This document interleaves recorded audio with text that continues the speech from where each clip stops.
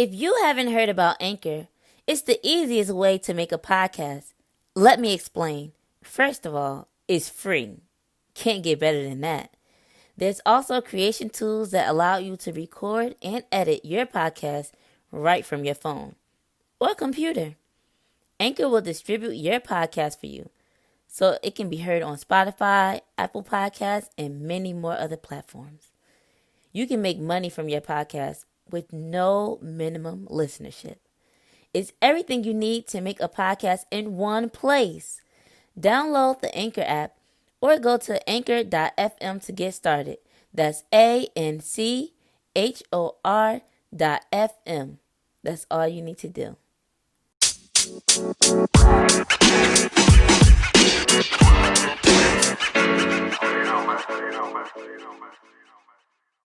My mic sounds nice. Check one. My mic sounds nice. Check two. My mic sounds nice. This is three. My mic sounds nice. Yoski's and Moni. And this is the Truth Carpet Podcast with your favorite best friend duo, Love Loud LLC. Hey. And I am Simoné. And as always, I am with Unique Love. And we are excited. Well, I'm excited for two reasons, but one of the main reasons I'm excited is because don't we sound a little better? Don't we sound just a tad bit better? Yeah. We have Mike Shaw. Mike's. And we ain't talking about a dude named Mike. Yes, our sound may just sound just a little bit better in your ears because we have brand new mics and we're so excited to use to up our podcast game. You feel me? Plus, on top of that, I'm excited because once again, we are what? I can literally feel you, bro. Like, we are drinking the same. Well, we got two different drinks. But I'm looking at you, looking at me, looking at you. 'Cause we are reunited and it feels so good. Yes. In Atlanta, by the way, we're not even in upstate right now. We're not in the northern parts of the U.S. We are down south in Atlanta, y'all. Reminiscing. And it feels good. Oh, my goodness. When's the last time I saw you? It was like a month ago. But the last time I saw you in Atlanta was like a while ago. 6 years. Ooh, maybe like 6 or 7 years. Oh my God. Maybe not that long. Maybe not that long. 2015, so 5 years. Let's not make it longer than what it is. How long? I mean, how does it feel to be back in Atlanta? It feels very nostalgic. It feels like home. Honestly, this is my second home. Take the like out. It is home. Yeah, you're right. It is home. This is my second home. Spent the majority of my growing and learning living down here in Atlanta for 4 years while attending the illustrious Clark Atlanta University. Okay? Make a note. If you don't know, now you know, okay? All right, y'all. So, you know how we feel. We feel real good. Super. I said super. Well, super excited to be together. You know what I'm saying? So, we're going to start off things a little bit different. I got these little cards or whatever. And I want to ask you, Moni, what do you think is holding you back and how can I support you more? What do I think is holding me back? And how can you support me? Dang, girl, you put me on the spot. Every time I try to leave, something keeps holding me back. I need you in my life. Oh, that is a really good question. Thank you. While you're thinking, I'm going to give credit to the people who created these. It's a company called The Skin Deep, I believe. And these are their The And cards. So, I bought the dating cards, but I felt like this card would be good as a warmer upper or whatever. So, again, the question while Simone's thinking, what do you think is holding you back? And how can I, her best friend, Yoski's Lil Yay, Yo, come on, support her more? I would honestly have to say that what's holding me back is myself. Honestly, in regards to anything and everything that I want to do, I am the person that is holding me back from getting to where I need to be. And as my best friend, the way that you can support me in that is just reminding me of my greatness, because sometimes my anxiety can build up and I can become very doubtful. I'm getting better at it, but just being my motivation, my cheerleader, you know. Motivation. That's Kelly honestly Rowland. and truly from the bottom of my heart. That's the truth. I'm holding myself back. Nobody else can keep me from getting to where I need to be except for me. So from you, I could definitely use love, motivation, some smiles, inspiration. And I can send you some reminders of the things that you are capable of doing. So Absolutely. I can do that, definitely. Let's reverse it. Let me know. What's holding me back is low confidence. I know in my head that I'm capable of doing things, or like I know things that I want to do for myself, but I get frightful. Like one thing I do want to do, I need to take a test in order to get that thing that I want. Right. And I'm not a good test taker, or I think that I'm not a good test taker. I know I'm knowledgeable, things like that, and I just get nervous. I get scared. I don't feel as confident in myself that I should be. So the thing that you can do as a best friend is remind me that I am capable and let me know that I got this. Like I feel like I keep pushing that goal back. Um, Another goal that I have takes money, and the crazy thing is I have the money. It's just with that fear like it's just that thing that's like a stone wall in front of me that I just need to chip it down and get past it, because my confidence level and believing in myself is what's holding me back. Don't be scared. Don't be scared. I ain't never scared. East Don't side, west side. But just reminding me that I got this, and like what you scared of, you know. Exactly. Oh, you know I got you with that all day. See, we kind of in the same boat, just floating. Best friend, I got you, girl. We got this, okay? We're not going to allow ourselves to hold each other back. We see each other. I see you, you see me. We got this. We're going down this road together. Right. We skipping or we walking? Are we holding hands while we do this or what? We jogging. All right, so give them the let's do the rundown so we can do this or whatever, because we sitting in the closet. In the closet. Closet. For the good sound.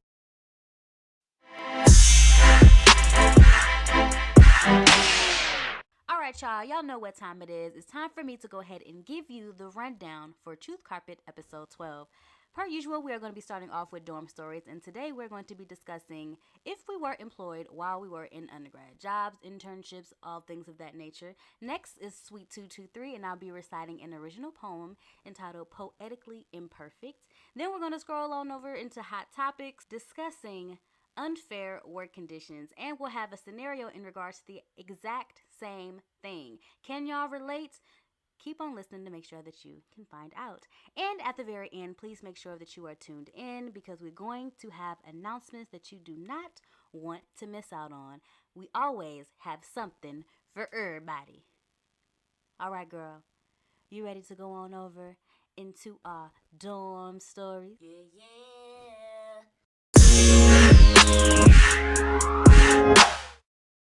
Alright, y'all, we are going to jump into our dorm stories. And this is so exciting because we literally just got back from school or whatever. We passed the suites and heritage and everything. Oh, it was such a good feeling to do. I love being on campus today. Oh, I brought so many memories. Alright, so our dorm story question today is, were you employed while in undergrad? Moni, start us off. Yes, I actually was employed during our matriculation. My first job was freshman year. I was working at the Georgia Dome for a company called CSC. So when you see those people at the football games with those yellow jackets on that say CSC on the back, I was one of them. I was basically like just telling people at the games, you can't stand here. Can you keep moving? You can't stand right here. Can I see your ticket? Your seat's not over here. Can you go over there? Standing on my feet for hours, telling people where to and not to go, and get out of the middle of the walkway because they want to be closer than they need to be for a seat that they didn't pay for. She in here shaking her arm back and forth like she's stressing thinking about this. It took me back. It's taking me back, y'all. I kind of have like PTSD of telling these people to get out of the way. Move.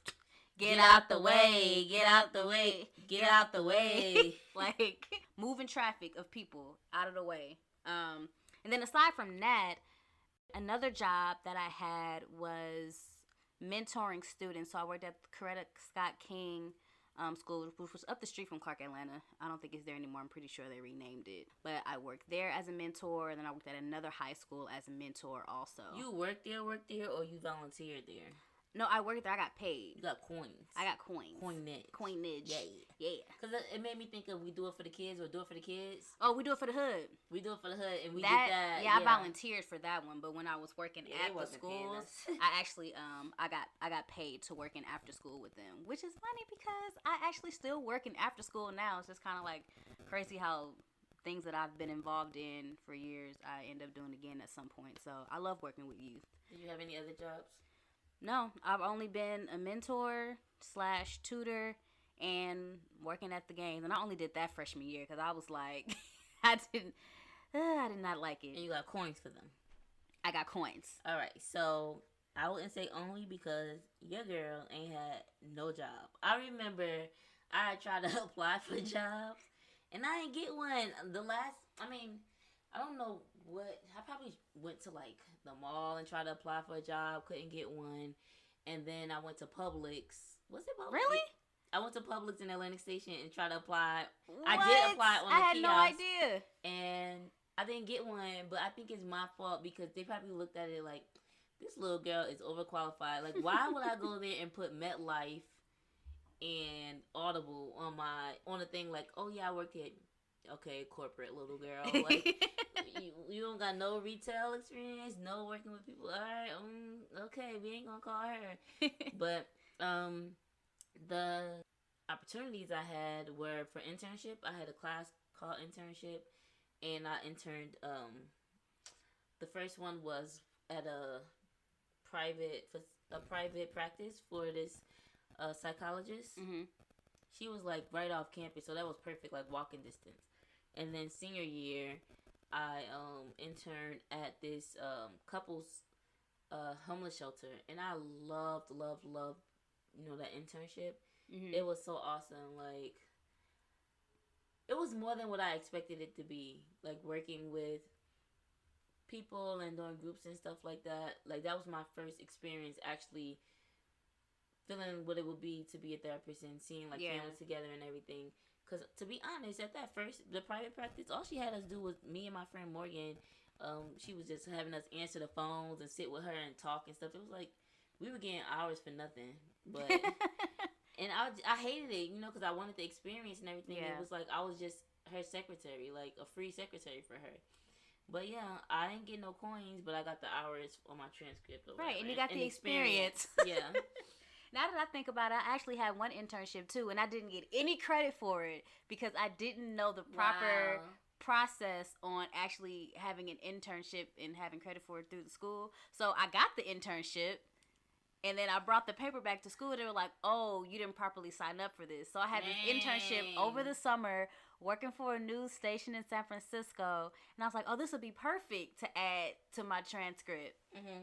They're like, no, there's an actual class for this. And I was like, what? Mine was an actual class. I was like, that's crazy. I'm like, so there's like no way that you could like just give me credit for this internship. You gotta do it the right way. But I was like, I actually went to the internship and I didn't get paid to do this job. You found the way, but you ain't make one, okay? Oh, shit. You lost it. You lost it. Okay, I see what you did there. All right, so we know that while Moni got the coinage, Yaya got the hours and experience. Yes. All right. You ready to roll into our sweet 2, 2, 3? James Bradley. Hey. Let's go. Atlanta.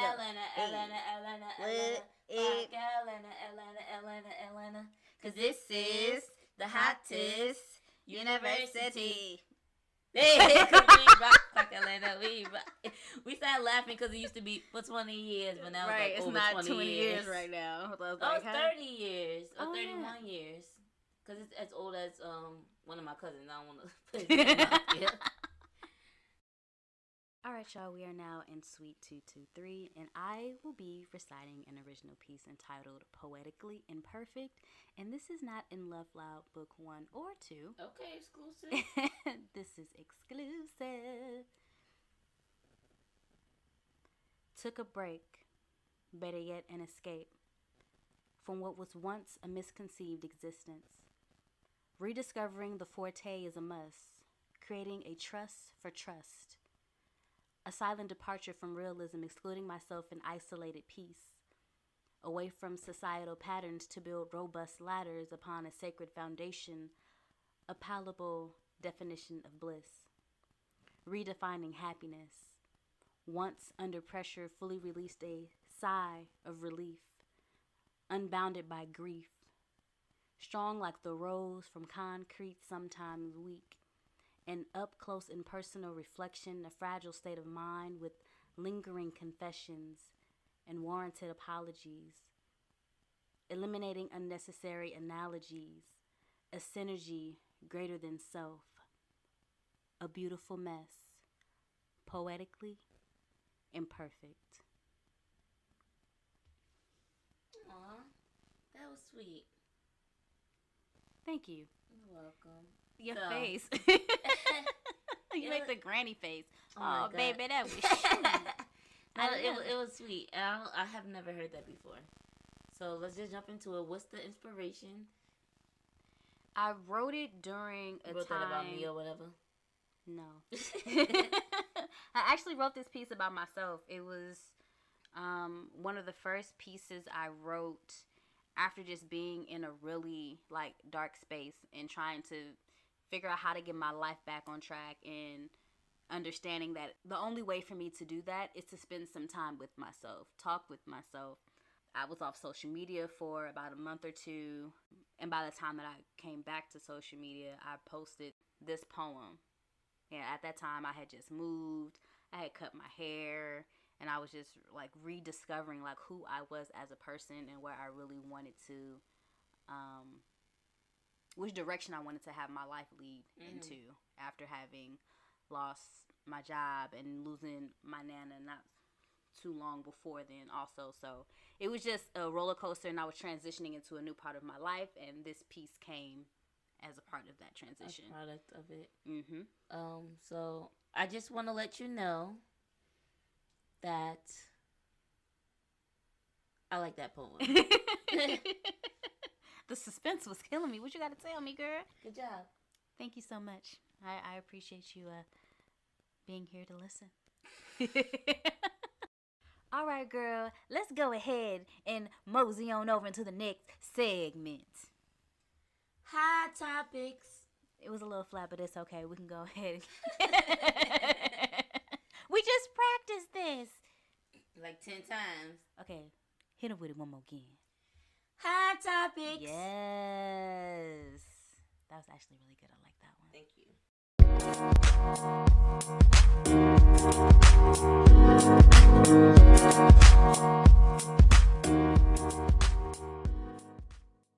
So for our hot topics today, we are discussing unfair workplace environments. We are going to discuss some of our past experiences and thoughts of maybe how it can be better. You know, maybe we went through it, maybe you went through it as our listeners. But let's just jump into our hot topics. So, Moni, first up, have you ever been employed someplace where you felt mistreated? Absolutely. I was working at a shoe store. Shoe store. And the reason why I started working at the shoe store, because I was like, ooh, even though I'm not going to be, you know, my career has nothing to do with shoes. I love shoes. So why not work somewhere where I can get a discount on shoes? So one day while working, and let me give a little background real quick before I tell the story. When working at the shoe store, you have to input the shoes a certain way into the system, into the computer. So in my training, I learned how to do it properly. One day, while putting shoes away, because that's really all you do at a shoe store anyway. You either put shoes away and clean up after people. My boss decides that she wants to yell my name from across the room. And I had no choice but to just pause to be like, is my mother here? Oh my God. Who is yelling my, like, Simone? And I'm like, first of all, who are you talking to? That's the first thing. Simone! And I'm like, okay, you know what? Maybe I'm just tripping. She's not really yelling at me. I could just be overthinking it. I go over to the counter. I'm like, yes. She's basically fussing at me, telling me that I put some information in the computer incorrectly. And I'm like, no, that's exactly how it looks on the box. So I had to take her to the section that I was working in, show her the box. She goes back to the computer, input it, and finds that it's done correctly. And then afterwards, she's just like, oh. No apology? No apology. And I'm sitting there and I'm like, first of all, mind you, I'm the only black woman that works here, the only black employee. And I'm like, okay. You know, maybe that's just her personality. Maybe I shouldn't think too much into it. But I knew for a fact this woman yelled my name from across the room, fussed at me about something that she thought that I did wrong, when in actuality I actually did it right. And now I feel disrespected. But then it's also like, should I say something? I'm like, you know what? I'm going to just let it go this time. I'm just like, I'm not going to worry too much about it. Even though I made it a point in my mind to remember, like, all right, that's strike one. You're not just going to yell at me and reprimand me and then not apologize. Especially when I was right. And she was wrong. Exactly. That was like one of my first experiences of working somewhere where I was just like, that's not cool. And I've never had a boss yell at me. And especially not from across the room, ever. What about you? You ever had somebody disrespect you or had some unfair work environments? Yeah, so at one of my jobs, I felt like I was overworked. I was definitely underpaid, disrespected, and to an extent, all that basically. I was hired and paid as a keyboarding clerk 1, which basically is a secretary. But I was working as a social worker at my job. I ran about 3 or 4 groups with the inmates there. So I had, like, for example, I had a job readiness class. I ran a family group, like different things I ran at the job. Plus, I had a caseload of 85 individuals. Ooh, that's a lot of people. And I remember one time my supervisor, who I didn't even know was my supervisor, because I thought the director was my supervisor, but this new girl came, and I found out she's my supervisor, but I thought she was just my coworker. Like, we, it was some crazy stuff. And she was like, oh, why you, this person said you didn't see them, and this person said you didn't see them, blah, blah, blah. And I was like, oh, I'm going down a list. And they were like, let me see your list. And I showed them the list, and I was doing everything right. And they were like, well, how much time are you spending with them? And I said, well, 30 to 45 minutes. It depends on what their needs are. If they come in, they don't really need anything, I'll let them go. But if they want to talk about something, then I do that. And they were like, oh, no, that's too long. You should only be spending 5 to 10 minutes with them. And I was like, what? Like, that doesn't go along with, like, what we do. That's crazy. Or whatever. And they're like, yeah, it should just be back to back, back to back. And then when I first got the job, I was hired there because the guy who hired me saw Delaney Hall on my resume.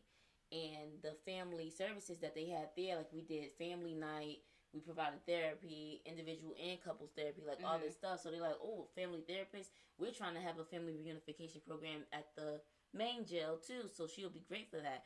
So when I was hired there, I spoke to the director, and I was told that I'll be able to focus on doing couples work, but the programs that I wanted to do, that program wasn't supporting it. Like, okay, job readiness, cool. Whatever other groups I ran that was individual based or something like that, cool. But anytime I try to do, like, a program, like me and my professor, we were trying to do a program there, and then when I try to do basically couples work stuff, it got shut down. Now, mind you, it was hard to have boo things and significant others and stuff come into the jail and spend family time. That was hard because you need the officers to be there to watch. They got to pay them overtime and stuff like that. But I was basically promised things, and then it seemed like instead of cutting the other programs, y'all cutting mine. So how are you really kind of supporting me? And then all this going on, so I'm running all these groups. I'm having a caseload of 85, when this girl got a caseload of 5. This lady got a caseload of 16. This person got 20, but I got 85. That's crazy. And then, and I was paid basically nothing. And then when I tried to say something, they were like, oh, we have a hiring freeze, which was true. But y'all got money. Like, you could give me some more money. So that was one thing. And then aside from that, my director and her minions would like take Not her extended minions. yeah, her minions would take extended lunch breaks. And mind you, I was one of them at first, but this is when I first started. Like I thought this was how things went. Like they would hang out in her office for hours. Mind you, lunch is only 1 hour. Hang out in her office for mad long, kikiing, laughing and stuff like that. And it was fun at first, but then when I noticed like y'all talking like y'all sitting here gossiping. It's like the gossip girls, and I'm not one for that. I don't like that. So when I noticed that, I pulled myself away from it. With me pulling myself away from it, I became one of the persons that they gossip about. So like it was funny how like because at one point I was going through a breakup. And I trusted them. Like I talked to them about the guy, whatever. Oh no, you ain't supposed to be talking to your coworkers about your personal business. I know now. I talked to them about the guy, whatever. But it wasn't even at work. We had went out to eat or whatever. So I was talking about it because another coworker who no longer worked there, she was asking me about the guy, and I told her, but those other coworkers were there. So then somebody who was not even a part of this clique knew about my business. So I know that, it was true. Yeah. She was like, yeah, they spread your business around the whole jail or whatever. So they like spread people's rumors, not just mine, but other people's rumors, and stuff like that. It was just like crazy. Like y'all old as hell. Well, except for two of them, but they were all older than me. Y'all old, and this is you have fun doing this, like just sitting in the office lollygagging and doing stuff like this. Like really, like why can't we just be a team? So that was one thing, financially, workload wise, all that stuff. It was just being mistreated, and then emotionally stuff too. It was stressful. Oh my gosh, I cannot believe I forgot about this. So I was working for a company, right? And I had been like working this reception desk by myself for a while, and they had to bring someone in extra to help me with the workload that I had because it become too much for one person. And I've been asking for a second person for a while. So a year and some change passed by, and I finally get a second person full time to come in and help me. Mind you, I'm a black female. The person that they bring in is a white female. And I'm training this person, and I find out that this person I know this story. Is being paid more than me to do half the work that I was already doing. And the reason why I couldn't get paid as much she was getting paid because I had just got a raise at the beginning of the year. And I'm like, but that has nothing to do with the pay difference between me and this chick right here that I'm working with. I was so heated. I was livid. And I honestly, that situation had never happened to me ever in my life in regards to me finding out that somebody's being paid more than me to do the exact same thing. But it's literally half the work. The thing that really, really, really, really, really pissed me off about my job is that when I got my job, I'm like, this is my first job. Like, everything else before this was an internship. I didn't get paid for it. This is my first job. I'm just going to be quiet, And then I finally started to speak up because I got, like, too uncomfortable. And when I'm speaking up, and my mom found out, and then family found out that I was a keyboarding clerk. They were like, oh no, like what the, like I wish I would have known this, like this is crazy. That's not that's not supposed to happen. One of them was like, oh girl, you get paid the same thing that I do, and all I do is sit at my desk and push paper all day. What? But you do like all these other tasks or whatever, and you getting paid the same salary as me. I was like, are you kidding me? And then somebody showed me that a person's stipend, and they were making bank, like almost $100,000 or something like that. Doing the same thing you doing, or was doing? My supervisor, but kind of like I was kind of doing her work. Like she was having me do stuff for her or whatever, but I was making less than half of what she made. What? And I saw that like at the end, like when I, my tail end of when I was working there, and I was like, getting all of the files and everything together or whatever. My coworker was telling me I shouldn't be doing that, or whatever. And I was like, no, it's not for them. Like, it's not for the staff. I care about the inmates. And then she was like, come here. And that's when I saw the stipend. I was like, oh, fuck this shit. Like, no, like, are you fucking kidding me? You getting made bank just to be sitting upstairs chilling. Well, I do your work. I mean, like, you do some stuff or whatever, but No, like no. Bye. Bye. Like that's crazy. Who child? Right. I'm hot now. All right. So on to what I was kind of getting started with. Did you end up leaving the place of employment that you were at? So, did you stay there? Did you quit? Did you get fired? And did you leave with another job offer, or did you just dip? If you did leave. So from that shoe store, I just I quit. But I didn't quit from that incident. What happened was I decided that I wanted to take some time off because I was supposed to be going to, a concert. It didn't really matter what I was doing. The fact is, I was putting in time a month in advance for me to take one day off of work in order for me to do whatever I wanted to do for myself. This lady, the same one that yelled at me, told me that I could only take off work if it was for a doctor's appointment or for school. She can't tell you what you're taking off time Exactly. And I'm like, where did these rules, who made these rules? And then she tried to make it sound better by telling me that one of my other coworkers already asked to take Thanksgiving off to go visit their family, and she told them no. I can't. Ma'am, first of all, that's 2 months away. How you gonna tell somebody they can't take time off 2 months away? You can't find somebody to fill that shit for Black Friday in 2 months? Like, are you kidding me? Like, you really want to be that much of a tyrant at a shoe store, right? So I told her, I was like, well, I've already spoken to one of my other coworkers, and he doesn't mind switching shifts with me. So I can leave in the evening. I can be gone. Exactly.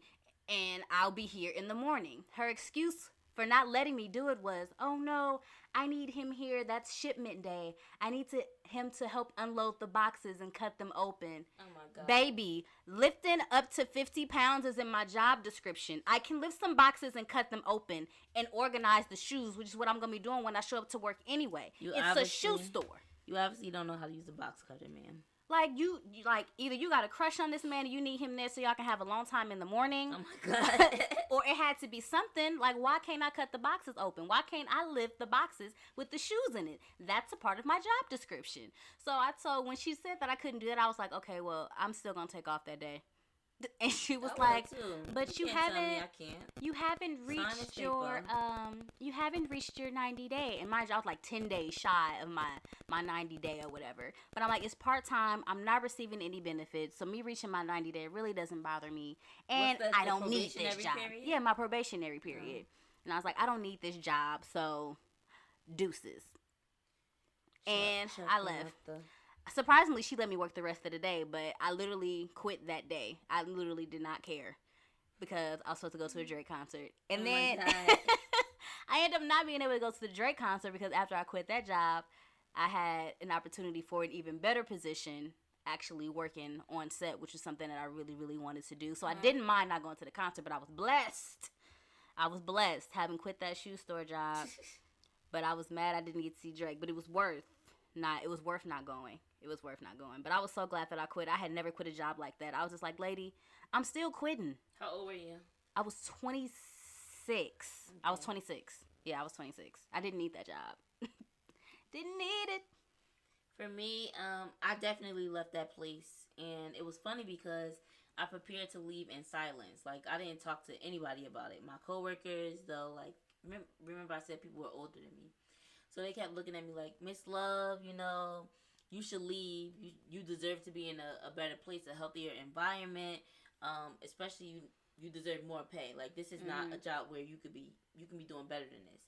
So I'll often joke with them saying, like, I was preparing for retirement because one of my coworkers was literally preparing for retirement, counting down the months and everything. And I was like, Mr. XYZ, because I don't want to say his name. I'm retiring too or whatever. I'm applying to I'm getting ready to retire too. But meanwhile, I was really applying to interview with other jobs. And I remember literally running to my car during my lunch break for an hour to engage in a phone interview for a job. But the funny thing is, like, one of my coworkers there, like, she always knew where I was at. Like, not if I'm going to the bathroom, because the bathroom was in her office. But, like, if I'm going down to the lobby, if I'm going to go see an inmate, if I'm going, wherever, I just let her know where my whereabouts are. We would go to lunch together, things like that. Yeah. But this time, I was just like, I just want to be alone in my car, or whatever I told her. I went to do an interview in my car. But it was kind of funny because you got that coworker that you're like stuck to, like Yeah, they know everything, your your work personal buddy. life, your work life, everything. It was just weird that I couldn't tell them, but I didn't want to tell them because I didn't want rumors to get around that I was about to leave or trying to leave. So when my coworkers, and the officers, the lieutenants, the captains, everybody, when they found out, well, first let me go back. So, I interviewed for another job and I ended up getting that one. But with that one, it took a while for things to process. So like I needed to sign my paper that I got this job before I left that job. Like I wasn't about to sit in limbo and not be getting paid. Like as you should. I needed to leave with something going on. So I was kind of getting nervous because I'm like, all right, 3 weeks away or whatever. I gotta put in the time because I knew what my start date was, but mind you, I didn't sign the paper. And I'm starting to get nervous because I know in the small print says I gotta get them 2 weeks notice, a week and like 3 days or something that I get them notice. Yeah. So I gave him my letter and I just went to the director's office and I was like, oh, this is for you. Gave her the letter, left. Ever since that day, she did not talk to me, look at me, nothing. And I knew she was salty, like, oh, you leaving. Because, mind you, she was applying for other jobs too. Like, she was doing the same thing, but everyone knew she was doing it. Like, she was applying for other jobs, interviewing while at work, trying to get better position. And then the supervisor, too, was trying to leave too. But I left before they did. So I knew she was salty or whatever. But anyway, go back. So when my coworkers, the officers, lieutenant, everybody else in the job, even people who weren't like on those higher ups like HR, people from the time clerk, everybody, when they found out that I resigned, they were so happy for me. Like so happy. They were like, they knew that I deserved better. I didn't need to be around this toxicity and everything like that. And it was crazy because before coming into work around that time, I would always get headaches. Like just like so much stress, stress and anxiety. I just felt like it wasn't healthy for me to be there. And then even after I resigned, I just kept saying, bro, I don't want to be here no more. So I started calling sick, like every day, calling in sick or whatever. And then the last day, I came in because I had to. Let me go back again. The day before the last day, I was like, fuck, I got stuff at the office that I need to collect or whatever. So mind you, it's a jail. It's open 24 hours. So I went there, I think at like 7 o'clock. And the officers, they got to let you in the gates or whatever. Yeah. So they kept looking at me like what's she doing here or whatever. But I went to the office. And then when I was coming out with my boxes, they stopped to get in front of me. No, sorry, before I got to the office, they stopped to get in front of me. And they're like, Ms. Love, what are you doing here? And I was like, I got to get something from the office. And then it took a minute, then they let me in. They let me go to the office. Yeah. And I came out with my box, and then they stopped the gate again. And they were like, Miss Love, we just thought it was a little funny that you're here because social work don't work after 6 o'clock. So, like, it's weird that you're here or whatever. But I did hear the news that you're leaving, and I want to say, good for you. Good for you getting out of here. You deserve it. Congratulations and best blessings of wherever you're going. We're so happy for you. So it wasn't just the social work department, the whole freaking jail. Like people pulling me on the side, like telling me about the experiences that they had with the director that was like stuff that was bad. And I didn't hear this stuff until people found out that I was leaving. They weren't people to spread rumors either, but when you know, you know. And I just had to make that move, and I'm glad that I did make that move. I'm glad you did, too. You didn't deserve that. And you got something better going. Thank you. And it was funny because when I was calling out, I went to the Beyonce concert, then I was calling out, and I started my new job. So I started to talk about how much time that I gave them for resignation. How much time did you give your job for resignation? Well, like I said, for that shoe store, that was immediate. Like, right then and there, I'm done. Bye. Peace out. So no time, basically? No time. No time at all. But I would most definitely give 2 weeks. Because from the other job, where I found out old girl was getting paid more than me, I thought about quitting, but I ended up not needing to do that because I ended up getting a promotion to a better position that was paying more money. So I was like, oh, this is so much better for me. This will be great. My resume will look a little better. Like, I've transitioned up in this company. Come to find, that wasn't even the best position for me because I ended up getting laid off. So, and that was sudden. I thought I was doing a great job, but it backfired on me, and I thought I was like in a great position in regards to my career and doing something great. But everything happens for a reason. So I definitely had to take some time after that to really reevaluate, like, okay, is this exactly what I'm supposed to be doing? Am I choosing the right career path? Like, I went through some turmoil after being laid off because that had never happened to me, especially with the fact that the way that it happened, it was odd and it was weird. Like, my boss didn't even lay me off themselves. HR did it. Oh, wow. Like, they never spoke to me and said, hey, this is why you're being let go, blah, blah, blah. Like, it was never a goodbye or anything.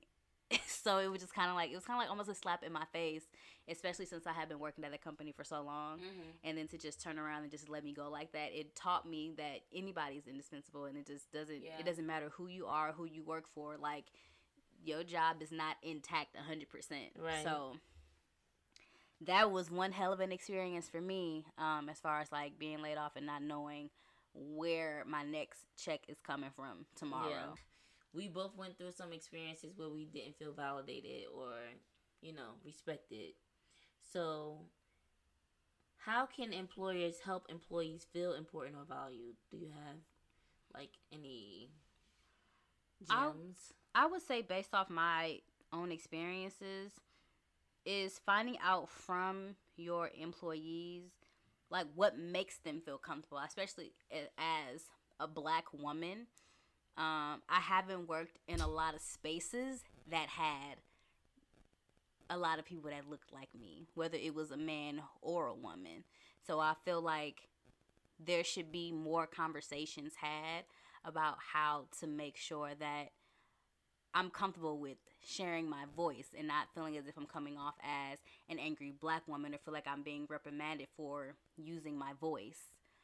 I just feel like in some form or fashion, companies should just be open to having conversations about what makes their employees feel comfortable and make them feel heard. Like, nothing hurts to have a conversation. It's to put it on your radar. Like, okay, they said this. Let's find a way to incorporate this into our employee policy or company policy or something like that. Like, everybody experiences things in different ways. And with everyone trying to be so inclusive and diverse, these conversations need to be had so that everybody feels comfortable.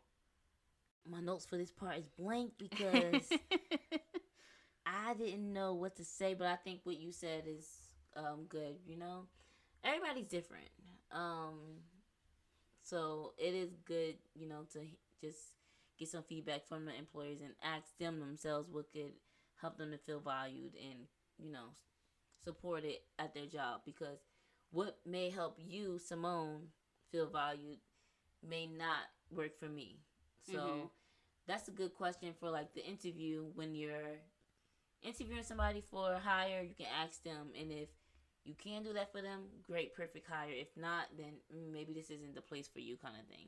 Right. Like, just having conversations around equity, like, just that alone, just to make sure people feel safe and heard.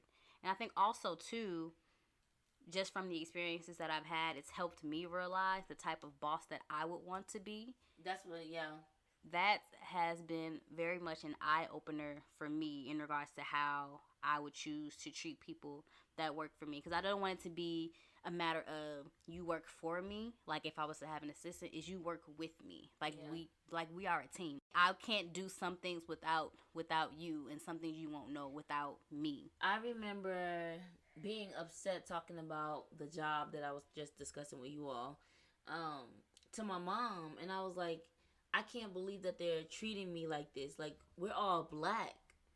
The director is Black. And then my mom was like, that doesn't mean anything. It ain't nothing but crabs in a barrel.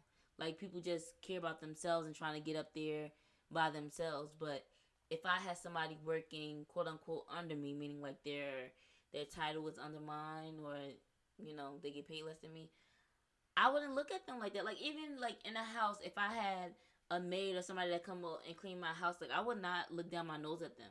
Like people treat people like people. Like if this is Love Loud the business, and we have somebody who do all these things for us in different galleries or whatever that they do for us.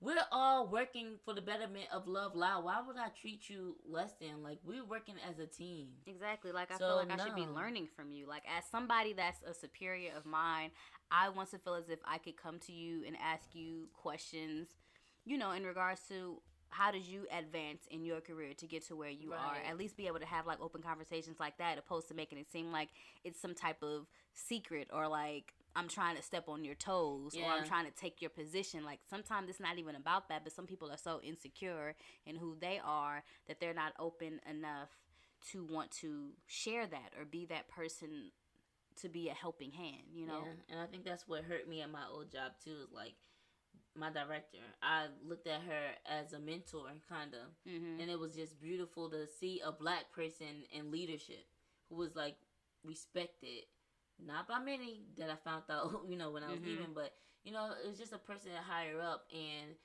I looked at her like I can learn so much from you or whatever, but it was like no. In the end, I was treated so. like this. Had I known then what I know now. Right. All right, so that's it for our hot topics. We are going to jump on to our next segment, scenarios. Here we go, yo. Here we go, yo. So what's the scenario? All right, y'all. So today or whatever, we have a scenario that's coming from themuse.com.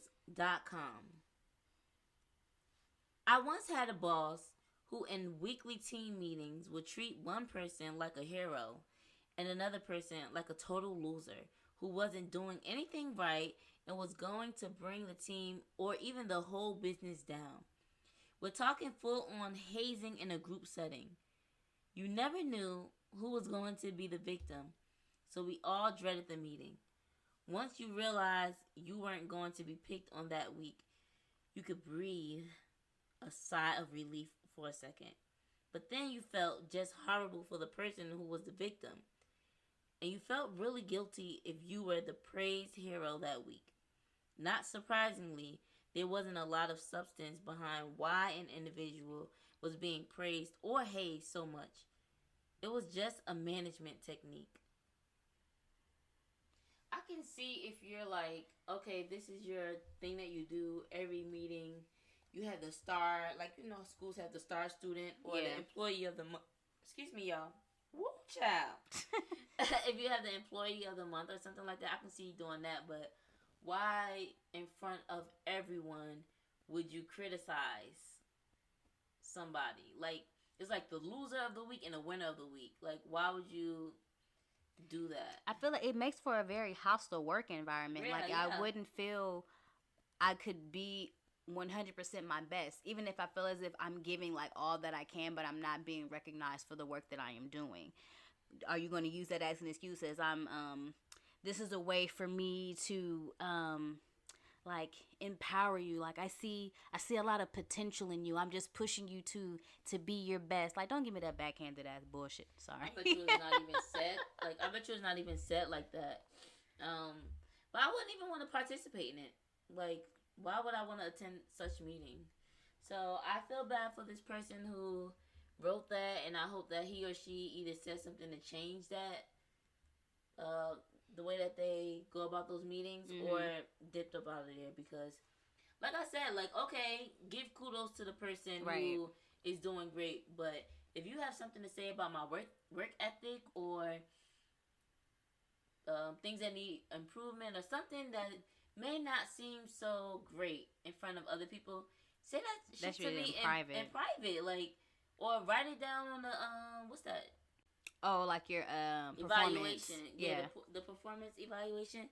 Write that on there, or pull me into your office separately. Don't do that in front of everybody. That's so rude. Like, that doesn't even make sense. Like, what place of employment is this? Like, what type of environment? Like, are we even singling people out in meetings to say how bad they did this week? But you did. I feel like it had something to do with numbers. Your numbers were low this week. Like, if it's like okay, so a few of y'all are doing this kind of thing. Great. You ain't got to call people's name out, but you saying, okay, this is what I see going on, and we need to not do that kind of thing. Fine. But don't be like, yes, you have great numbers. You have been doing X, Y, and Z, and we are here for it. Simone, you've been coming in late. You are slacking. We saw you on camera eating. Your numbers are so low. You're not, like, why would you do that? Like, no. I mean, they probably figured by doing that, busting you out in front of everybody, you ain't gonna do it again. I don't know. I wouldn't know. I don't know the reasoning behind it. That's all I can think of right now. But it's something I wouldn't do. Write-ups. Just write it up and send it to HR. Yes. It's